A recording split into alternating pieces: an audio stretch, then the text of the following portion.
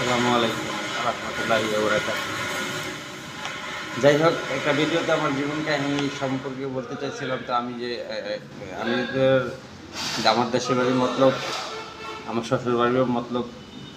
তো আমি আমার বউ পোলাপান ধুয়েই ঢাকা শহরে এসে কাজকাম করি। আমার জায়গায় কাজকাম করি বা যেই জায়গায় একটু 2 রাত ঘুমাই, তাদের তো সুযোগ সুবিধা দেখতে হয়। আমার একটু দয়া করে জায়গা দেয়, একটু শুই। ঢাকার বাড়িতে কে আরেকটি জায়গাতে পাই, কে একবেলা মানে একবেলা সামনে শুনছেন হয়তো অনেকেই, ঢাকা শহরে একবেলা খাইতে দেয় কিন্তু শুইতে দেয় না। তো এত বড় প্রতিষ্ঠান, এই প্রতিষ্ঠানে ওনাদের মেহরবানিতে আর আপনাকে দোয়ায় আমি একটু ঘুমাই। তো অনেক সময় মনে করুন এই যে কেউ আসলে একটু গেটটা খুলে দিই, মানে এই যে দরজাটা,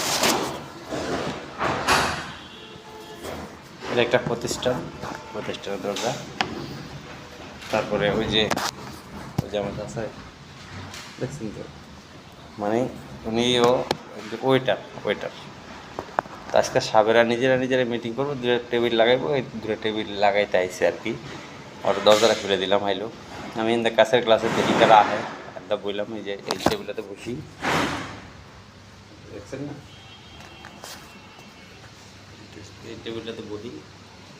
তো এই যে পরে দরজাটা দেখা যায় না, এই যে কাছের বাইরে কেউ আসলে, তো কাকায় আইসে খুলে দিলাম, মানে 2টা টেবিল লাগাইতেছে।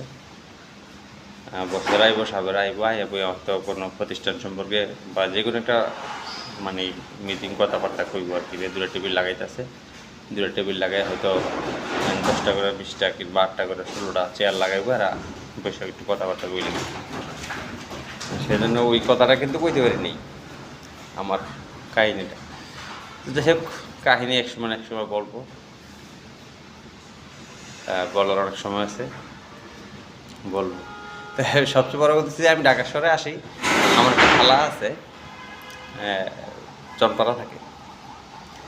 চনপাড়া তো চিনেন, বাংলাদেশের মধ্যে চনপাড়াটা ঢাকার মধ্যে করার কথা ছিল, কিন্তু ঢাকার মধ্যে না পড়ে হয়তো রূপগঞ্জ নারায়ণগঞ্জের মধ্যে পড়ছে। চনপাড়া আমার খালায় থাকে।